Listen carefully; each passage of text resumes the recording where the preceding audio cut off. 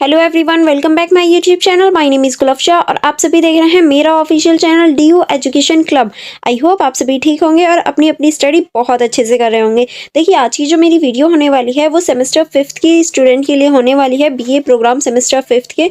और आज की इस वीडियो में हम लोग पॉलिटिकल साइंस, जो कि हमारी एनईपी के अंतर्गत आ जाती है, इस पॉलिटिकल साइंस के जो इंपॉर्टेंट क्वेश्चन हैं जो आपके एग्जाम में आने वाले हैं और जिनके आने के पूरे पूरे चांसेस हैं, ये कहें प्रीवियस ईयर में पूछे गए हैं। और देखिए, ये जो क्वेश्चंस होने वाले हैं इन्हीं से आप पूरी बुक को कवर कर लेंगे। अगर आप बुक नहीं भी पढ़ते हैं तो भी कोई इशू वाली बात नहीं होगी, आप इजीली पास हो जाओगे एंड अपने अच्छे नंबर गेन कर पाओगे।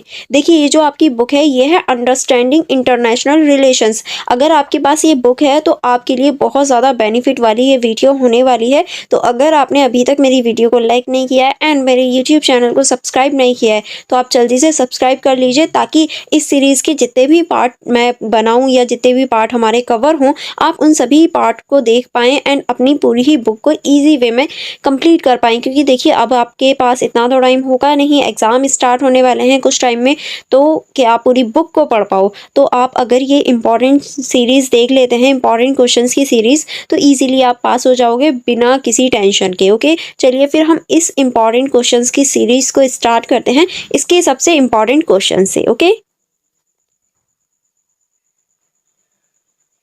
देखिए, जो हमारा फर्स्ट क्वेश्चन है वो है अंतर्राष्ट्रीय संबंध क्या है। अब देखिए, पूरी बुक का ही नाम ये है अंडरस्टैंडिंग इंटरनेशनल रिलेशंस। तो हमें अंतर्राष्ट्रीय संबंधों के बारे में पता तो होना चाहिए कि अंतर्राष्ट्रीय संबंध होते क्या हैं।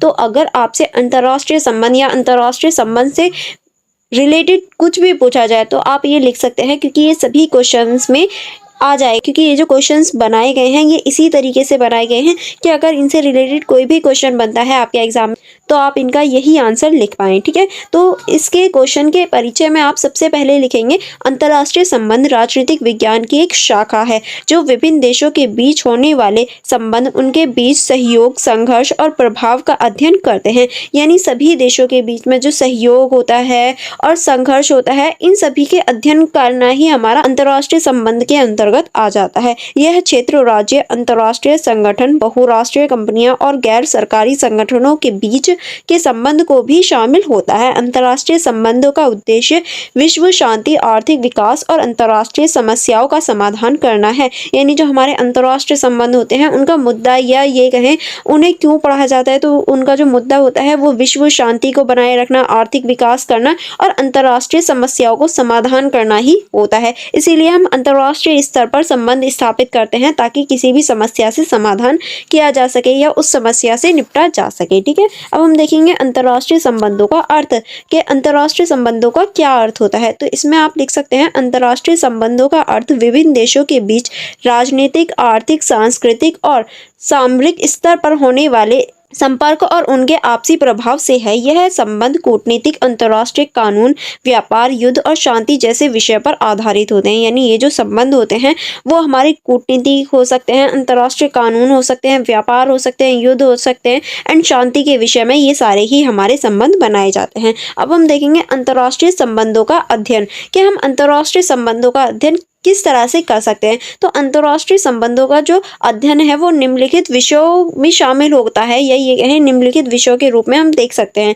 पहला आप देख सकते हैं राज्य और उनकी संप्रभुत्वता, यानी राज्य और उनकी संप्रभुत्वता के उस पर देख सकते हैं किस तरह से उनमें यह देखा जाता है कि विभिन्न देश कैसे अपने हितों की रक्षा करते हैं और अंतर्राष्ट्रीय मंच पर अपनी भूमिका निभाते हैं। ठीक है, नेक्स्ट अब हम देखेंगे कूटनीति। कूटनीति के आधार पर भी हम इसको समझ सकते हैं किस तरह से। इसमें आप लिख सकते हैं विभिन्न देशों के बीच वार्ताओं और समझौतों के माध्यम से समस्याओं का समाधान। क्योंकि देखिए, जब भी अंतर्राष्ट्रीय स्तर पर कोई भी समस्या उत्पन्न होती है तो उसका समाधान वार्ताओं और समझौतों के आधार पर ही किया जाता है। नेक्स्ट आप इसमें लिख सकते हैं युद्ध और शांति। युद्ध के कारण, प्रभाव और समाधान पर अध्ययन हो सकता है। इन सभी के आधार पर भी हम इसका अध्ययन कर सकते हैं। नेक्स्ट आप इसमें लिख सकते हैं वैश्विक शासन। अंतर्राष्ट्रीय संगठन जैसे संयुक्त राष्ट्र यानी यूएनओ, विश्व बैंक यानी वर्ल्ड बैंक एंड अंतर्राष्ट्रीय मुद्रा कोष यानी IMF की भूमिका भी हम देख सकते हैं, जो कि प्रेजेंट में भी काम करती हैं। अभी भी अंतर्राष्ट्रीय स्तर पर ये सारी ही शाखा हमें काम करती हुई दिखाई देती हैं,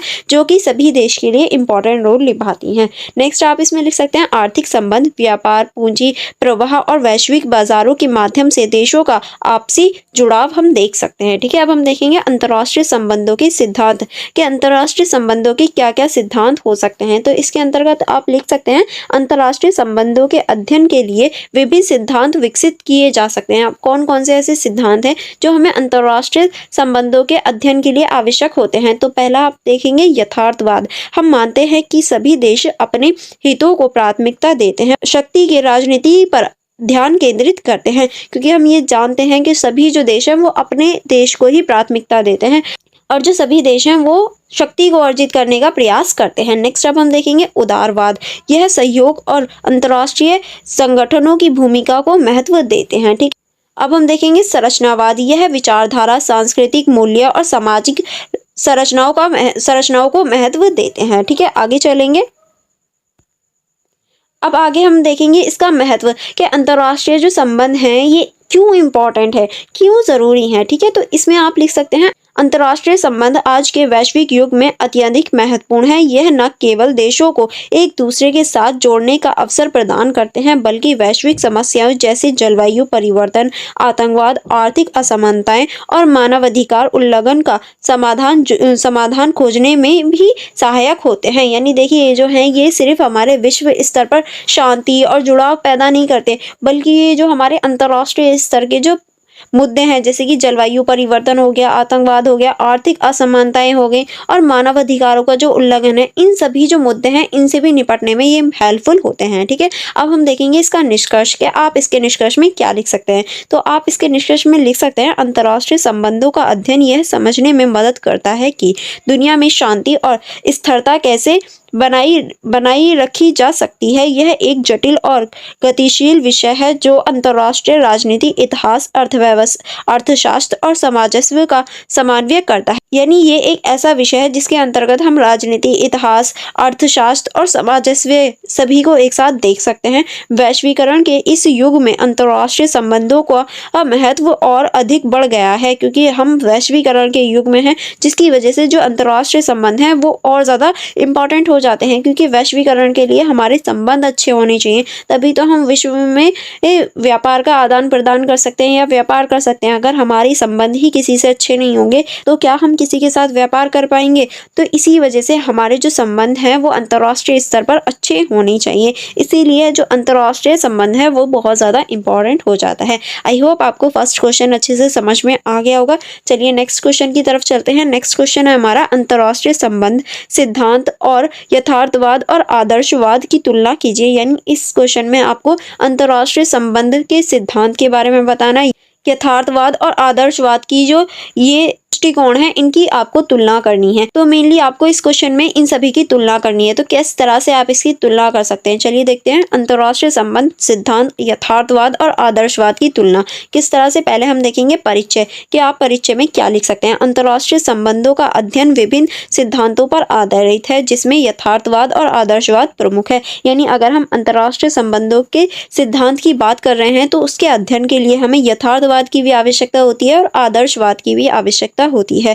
यह दोनों सिद्धांत अंतर्राष्ट्रीय संबंधों को समझने के लिए विभिन्न दृष्टिकोण प्रस्तुत करते हैं। यथार्थवाद शक्ति और स्वार्थ पर आधारित होता है, जबकि आदर्शवाद नैतिकता और सहयोग को प्राथमिकता देता है। यानी जो यथार्थवाद है वो शक्ति और स्वार्थ को प्राथमिकता देता है और जो हमारा आदर्शवाद होता है वो नैतिकता पर आधारित होता है, नैतिकता को प्राथमिकता देता है। ठीक है, अब हम देखेंगे पहले यथार्थवाद कि यथार्थवाद क्या है। यथार्थवाद अंतर्राष्ट्रीय संबंधों को एक प्रतिस्पर्धा और संघर्षपूर्ण प्रक्रिया के रूप में देखती है। इसका मुख्य आधार ये है कि राष्ट्रीय अपनी सुरक्षा और शक्ति को प्राथमिकता दे। यानी जो यथार्थवादी लोग हैं उनका मानना है कि जो राज्य है या देश है वो सिर्फ अपनी सुरक्षा और अपनी शक्ति को बढ़ाने का प्रयास करे। इसकी मुख्य विशेषताएं क्या क्या हैं, पहले आप इसमें लिख सकते हैं राज्य केंद्र दृष्टिकोण। राज्य का जो केंद्र होता है वो क्या दृष्टिकोण होता है। यथार्थवादियों के अनुसार राज्य अंतर्राष्ट्रीय संबंधों का मुख्य अभिनेता होता है। ठीक है, नेक्स्ट आप इसमें लिख सकते हैं शक्तियों की राजनीति। किस तरह से शक्तियों की राजनीति होती है। राज्यों का प्राथमिक उद्देश्य अपनी शक्तियां बढ़ाना और अपने हितों की रक्षा करना होता है। नेक्स्ट आप इसमें लिख सकते हैं राष्ट्रीय स्वार्थ। यथार्थवादी मानते हैं कि प्रत्येक राज्य अपने राष्ट्रीय हितों का सर्वोपरि मानता है, यानी अपने हितों को वो सबसे ऊपर मानता है, इनका यही मानना है। ठीक है, नेक्स्ट आप इसमें लिख सकते हैं अराजकता। अंतर्राष्ट्रीय प्रणाली में कोई भी सर्वोच्च प्राधिकारी नहीं है, इसलिए राज्य के बीच अराजकता होती है। ठीक है, नेक्स्ट आप इसमें लिख सकते हैं युद्ध अपरिहार्य। यथार्थवादियों के अनुसार शांति के लिए संघर्ष और हितों का टकराव युद्ध को अपरिहार्य बना देता है। ठीक है, अब हम देखेंगे मुख्य प्रतिनिधि कि इसके यथार्थवाद के जो मुख्य प्रतिनिधि है जो इनका समर्थन करते हैं तो कौन कौन है। पहला आप लिखेंगे इसके मुख्य प्रतिनिधि में थ्यूसिडाइडस, निकोलो मैकावेली और थॉमस हॉब्स। एंड नेक्स्ट जो हमारे लास्ट है वो है हंस मार्गेनथाउ। देखिए इनके अलावा और भी हैं, लेकिन अगर आप इनमें से किसी को याद कर लेते हैं, क्योंकि ये जो भी हैं ये सारे इंपॉर्टेंट वाले हैं, तो ये बहुत ज़्यादा हेल्पफुल होने वाले हैं। ठीक है, अब हम देखेंगे आदर्शवाद को। चलिए देख लेते हैं आदर्शवाद क्या होता है। आदर्शवाद अंतर्राष्ट्रीय संबंधों को नैतिकता, सहयोग और शांति के दृष्टिकोण से देखता है। यह विश्वास देता है कि बेहतर अंतर्राष्ट्रीय संबंधों के लिए नैतिक मूल्यों और संस्थाओं की भूमिका महत्वपूर्ण है। यानी देखिए ये जो है ये अंतर्राष्ट्रीय स्तर पर जो नैतिकता होती है, सहयोग होता है, शांति होता है, इसको बढ़ाने का प्रयास करता है। और इसका ये भी मानना है कि हमें अंतर्राष्ट्रीय संबंधों को बनाए रखना है, तो हमें अंतर्राष्ट्रीय स्तर पर एक ऐसे संस्थान या ऐसी चीज़ों की आवश्यकता है जो सभी पर लागू हो सके, जैसे कि हमारा यूएनओ हो गया। ठीक है, अब हम देखेंगे मुख्य विशेषताएं कि आदर्शवाद की क्या मुख्य विशेषताएं। तो पहले आप लिख सकते हैं सहयोग और नैतिकता। आदर्शवादियों का मानना है कि देशों के बीच सहयोग और नैतिकता की शक्ति स्थापित हो सकती है। ठीक है, नेक्स्ट अब हम देखेंगे अंतर्राष्ट्रीय संगठन। आदर्शवादी अंतर्राष्ट्रीय संगठन जैसे संयुक्त राष्ट्र और कानूनों की भूमिका पर बल देते हैं। यानी ये जो है ये अंतर्राष्ट्रीय स्तर पर जो संगठन होते हैं, जैसे कि हमारा संयुक्त राष्ट्र हो गया, ऐसे संगठनों को बढ़ाने का कार्य करते हैं। ठीक है, अब हम आगे चलेंगे। आगे हम देखेंगे युद्ध को टाला जा सकता है। आदर्शवादी मानते हैं कि सही नीतियों और संस्थाओं के माध्यम से युद्ध को रोका जा सकता है। ठीक है, नेक्स्ट अब हम देखेंगे व्यक्तिगत और वैश्विक हितों का तालमेल। आदर्शवादी व्यक्तिगत और वैश्विक हितों की बीच संतुलन बनाने पर जोर देते हैं। ठीक है, अब हम देखेंगे मुख्य प्रतिनिधित्व, यानी जो इसके प्रतिनिधित्व हैं, जो इसका समर्थन करते हैं। तो कौन कौन है जो इसका समर्थन करते हैं। तो पहले हमारे वुडरो विल्सन जो कि अमेरिका के राष्ट्रपति थे, एंड नेक्स्ट है हमारा इमानुअल कांट। तो ये जो हैं ये दोनों ही इंपॉर्टेंट हो जाते हैं। अब हम देखेंगे दोनों सिद्धांतों की जो सीमाएं हैं। तो पहले हम देखेंगे यथार्थवाद की सीमाएं कि यथार्थवाद की क्या क्या सीमाएं होती हैं। तो यथार्थवाद की सीमाओं में पहला आप लिख सकते हैं केवल शक्ति और स्वार्थ पर जोर देने से नैतिकता की अनदेखी होती है इसमें। नेक्स्ट आप इसमें लिख सकते हैं यह मानवीय मूल्यों और अंतर्राष्ट्रीय सहयोग की भावनाओं को कम आंकता है। ठीक है, अब हम देखेंगे आदर्शवाद की सीमाएं कि आदर्शवाद की क्या सीमाएं होती हैं। तो आदर्शवाद की सीमाओं में आप लिख सकते हैं यह अंतर्राष्ट्रीय राजनीति की कठोर वास्तविकता को नजरअंदाज कर देता है। नेक्स्ट आप इसमें लिख सकते शक्ति और स्वार्थ की राजनीति में आदर्शवाद का पालन कठिन हो जाता है। यानी जहां पर शक्ति और स्वार्थ की राजनीति होती है वहां आदर्शवाद का पालन नहीं हो पाता। अब हम देखेंगे इस क्वेश्चन का निष्कर्ष। क्या आप इस क्वेश्चन का निष्कर्ष किस तरह से लिख सकते हैं। तो आप इसमें लिख सकते हैं यथार्थवाद और आदर्शवाद अंतर्राष्ट्रीय संबंधों को समझने के दो विपरीत दृष्टिकोण हैं। यथार्थवाद जहां व्यवहारिकता और शक्ति की आवश्यकता पर जोर देते हैं, वहीं आदर्शवाद नैतिकता और सहयोग की संभावनाओं को उजागर करते हैं। आधुनिक समय में अंतर्राष्ट्रीय संबंधों के लिए दोनों सिद्धांतों का समन्वय आवश्यक है। वैश्विक समस्याओं का समाधान प्राप्त करने के लिए यथार्थवादी व्यवहारिकता और आदर्शवादी नैतिकता का संतुलन आवश्यक हो जाता है। आई होप आपको ये निष्कर्ष पे अच्छे से समझ में आ गया होगा। अगर आपको कोई डाउट हो या कोई प्रॉब्लम हो तो आप मुझसे कमेंट बॉक्स में पूछ सकते हैं। अदरवाइज आप मेरी वीडियो को लाइक करना मत भूलिएगा। आप अभी कर दीजिए, वरना फिर लास्ट में भूल जाते हैं। ठीक है, चलिए अब हम लोग नेक्स्ट क्वेश्चन की तरफ चलते हैं। नेक्स्ट क्वेश्चन है हमारा अंतर्राष्ट्रीय संबंधों में यथार्थवाद आदर्शवाद से विशेषकर शक्ति की गतिशीलता और संघर्ष समाधान के आकलन में किस प्रकार भिन्न है। यानी हमें इस क्वेश्चन में बताना है कि जो अंतर्राष्ट्रीय संबंध होते हैं उसमें जो अभी हमने यथार्थवाद और आदर्शवाद देखा, ये विशेषकर शक्ति और गतिशीलता में किस तरह से भिन्न है एक दूसरे से, इस बारे में हमें चर्चा करनी है। चलिए देख लेते हैं। इस क्वेश्चन का आंसर आप इस तरह से लिख सकते हैं अंतर्राष्ट्रीय संबंधों में यथार्थवाद और आदर्शवाद के मध्य भिन्नताएं। तो कौन कौन सी ऐसी भिन्नताएं हैं, तो इसके परिचय में आप लिख सकते हैं अंतर्राष्ट्रीय संबंधों के अध्ययन में यथार्थवाद और आदर्शवाद दो प्रमुख सिद्धांत है। ये दोनों विचारधाराएं विश्व राजनीतिक शक्ति की गतिशीलता और संघर्ष समाधान के दृष्टिकोण से एक दूसरे से भिन्न है। जैसे कि अभी हमने देखा, ये दोनों ही अंतर्राष्ट्रीय संबंधों को बताने का कार्य करती हैं और दोनों ही विचारधाराएं जो हैं वो राजनीति, शक्ति और गतिशीलता और संघर्ष के दृष्टिकोणों से एक दूसरे से भिन्न है। ठीक है, आई होप आपको परिचय समझ में आ गया होगा। चलिए आगे बढ़ते हैं। आगे अब हम देखेंगे यथार्थवाद का दृष्टिकोण। किस तरह से यथार्थवाद का दृष्टिकोण है, चलिए देखते हैं। इसमें आप लिख सकते हैं यथार्थवाद का केंद्र बिंदु सत्ता की राष्ट्रीय हित है, क्योंकि यथार्थवाद में हम जो केंद्र है वो सत्ता और जो राष्ट्रीय हित है उसी को रखा जाता है। यह सिद्धांत इस धारणा पर आधारित है कि राज्य अपनी अस्तित्व, संप्रभुत्वता और सुरक्षा को बनाए रखने के लिए शक्ति और स्वार्थ को प्राथमिकता देता है, क्योंकि यथार्थवादी जो होते हैं वो अपनी शक्ति और जो स्वार्थ है उसी को प्राथमिकता देते हैं। इसके जो प्रमुख बिंदु हैं, पहला आप लिख सकते हैं मानव स्वभाव और शक्ति का महत्व। यथार्थवादी मानते हैं कि मनुष्य और राज्य स्वाभाविक रूप से स्वार्थी और शक्ति लुप्त होते हैं। नेक्स्ट आप इसमें लिख सकते हैं राज्य की केंद्रीय भूमिका। यथार्थवाद में राज्य को अंतर्राष्ट्रीय प्रणाली का मुख्य और सबसे महत्वपूर्ण कर्तव्य माना जाता है। नेक्स्ट आप इसमें लिख सकते हैं अराजकता का सिद्धांत। यथार्थवादी मानते हैं कि अंतर्राष्ट्रीय प्रणाली अराजकता है, क्योंकि कोई भी सार्वभौमिक सरकार या संस्थान इसे नियंत्रित नहीं कर सकती, इसीलिए ये अराजकता को मानते हैं अंतर्राष्ट्रीय स्तर पर। नेक्स्ट अब हम देखेंगे शक्ति संतुलन। संघर्ष को रोकने और शक्ति बनाए रखने के लिए शक्ति संतुलन आवश्यक माना जाता है। नेक्स्ट अब हम देखेंगे संघर्ष अपरिहार्य है। यथार्थवादियों के अनुसार युद्ध और संघर्ष स्वाभाविक है, क्योंकि राज्य के हित एक दूसरे से टकराते हैं। यानी इनका मानना है युद्ध होना कोई बड़ी बात नहीं है, वो एक स्वाभाविक सी बात है, क्योंकि एक दूसरे की जो सोच है, थिंकिंग है, वो अलग अलग होती है और वो टकराव करती है, जिसकी वजह से युद्ध होना स्वाभाविक सी बात है। अब हम देखेंगे उदाहरण के आप रूप में लिख सकते हैं शीत युद्ध के दौरान अमेरिका और सोवियत संघ के बीच शक्ति संतुलन की रणनीति यथार्थवाद का एक उत्कृष्ट उदाहरण है। यानी अगर हम शीत युद्ध के दौरान अमेरिका और सोवियत संघ का जो टकराव था, शक्ति का जो टकराव था, वो एक उत्कृष्ट उदाहरण के रूप में आप लिख सकते हैं। अब हम देखेंगे आदर्शवाद का दृष्टिकोण। आदर्शवाद का लक्ष्य नैतिक मूल्यों और अंतर्राष्ट्रीय सहयोग के माध्यम से एक शांतिपूर्ण और स्थायी वैश्विक व्यवस्था स्थापित करना है। यह सिद्धांत मानवीय समानताओं और न्याय पर आधारित होता है। ठीक है, चलिए आगे बढ़ेंगे। आगे अब हम देखेंगे प्रमुख बिंदु कि इसके अंतर्गत कौन कौन से प्रमुख बिंदु आप लिख सकते हैं। तो पहला आप लिख सकते हैं सहयोग और नैतिकता। आदर्शवादी मानते हैं कि सहयोग, कूटनीति और अंतर्राष्ट्रीय संगठनों के माध्यम से शक्ति और स्थिरता स्थापित की जा सकती है। नेक्स्ट आप इसमें लिख सकते हैं व्यक्तिगत और गैर राज्य कर्तव्यों की भूमिका। आदर्शवादियों में राज्य के साथ साथ व्यक्तियों, अंतर्राष्ट्रीय संस्थाओं और गैर सरकारी संगठनों की भी महत्वपूर्ण भूमिका होती है। यानी इसके अंतर्गत सभी जो संगठन होते हैं, चाहे वो सरकारी हो या गैर सरकारी, सभी की भूमिका होती है। नेक्स्ट आप इसमें लिख सकते हैं युद्ध की अस्वीकृति।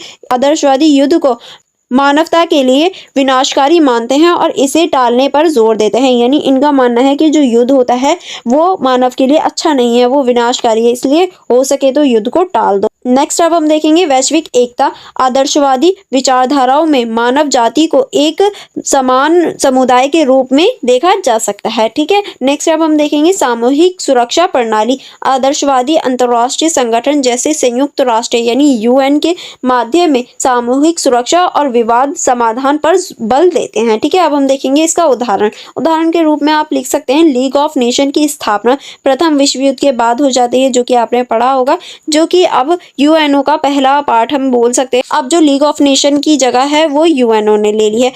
आदर्शवाद का ही एक उदाहरण है, क्योंकि ये भी युद्ध को टालने का ही कार्य करता था और विश्व में शांति स्थापित करने का, जिसका उद्देश्य युद्ध को रोकना, जैसे कि अभी मैंने बताया, और अंतर्राष्ट्रीय विवादों को शांतिपूर्ण ढंग से हल करना था। ठीक है, तो आप इसके उदाहरण में ये लिख सकते हैं। चलिए आगे बढ़ेंगे। आगे हम देखेंगे यथार्थवाद और आदर्शवाद के मध्य में जो अंतर है। अब हम इन दोनों के जो अंतर हैं उन्हें देखेंगे कि इन दोनों में क्या अंतर है। तो मुख्य रूप से इन दोनों में जो पहला अंतर है, देखिए ये थोड़े अलग अलग हो गए हैं क्योंकि पिक्चर लेने में थोड़ी प्रॉब्लम हो गई थी, पर मैं आपको इन्हें अच्छे से बता दूंगी। तो तो पहले अब हम देखेंगे पहलू के कौन-कौन से पहलू होते हैं, फिर आप देखेंगे यथार्थवाद और आदर्शवाद, ठीक है। पहलू के आधार पर कि किसी आधार पर हम इनमें अंतर देख सकते हैं, जैसे कि यथार्थवादी और आदर्शवादी आप देख सकते हैं। तो प्रकृति के आधार पर जो यथार्थवादी होते हैं उनका मानना है कि मानव का जो स्वभाव है वो स्वार्थी होता है, और जो आदर्शवादी हैं इनका मानना है कि मानव का जो स्वभाव है वो नैतिक और सुधार वाला हो सकता है, तो हम उसे स्वार्थी नहीं कह सकते। राज्य की भूमिका के आधार पर देखेंगे तो यथार्थवादियों का कहना है राज्य को केंद्रीय और सर्वोच्च कर्तव्य माना जाता है, यानी राज्य को इसमें सबसे ऊपर माना जाता है। और जो आदर्शवादी होते हैं वो राज्य के अन्य कर्तव्यों की भी भूमिका को स्वीकार करते हैं कि राज्य के अलावा भी और भी लोग होते हैं जो कर्तव्य निभाते हैं या भूमिका निभाते हैं समाज को सुधारने में, ठीक है। चलिए आगे बढ़ेंगे।